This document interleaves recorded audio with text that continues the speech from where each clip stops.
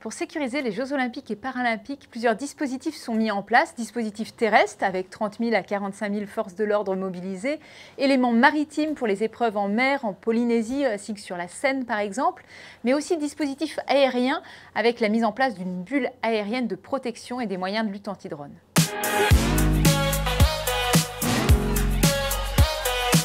Des dispositifs de lutte anti-drone sont déployés à la fois lors des grands moments des Jeux comme le relais de la flamme, mais également sur l'ensemble des sites olympiques comme les sites d'épreuves ou encore le village olympique. La lutte anti-drone est une mission interministérielle dont la responsabilité relève de l'armée de l'air et de l'espace, notamment via le déploiement de moyens lourds. Le ministère de l'Intérieur et des Outre-mer, quant à lui, est un acteur concourant à ces missions via des moyens légers, sous la coordination du ministère chargé des armées. L'ensemble des moyens déployés permettent de détecter et de brouiller tous les drones qui contreviennent à la réglementation. À titre d'exemple, lors de la Coupe du monde de rugby en 2023, 55 drones ont été ainsi détectés et neutralisés.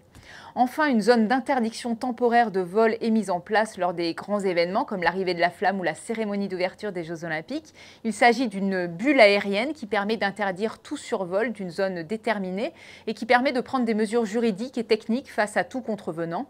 En revanche, les drones des forces de sécurité intérieure ou des médias sont bien sûr autorisés à circuler sous réserve bien sûr de l'autorisation préalable. Lors de la cérémonie d'ouverture, ce périmètre aérien va faire un rayon de 150 km pendant près de 5 heures. Tous les aéroports et aérodromes d'Île-de-France seront fermés.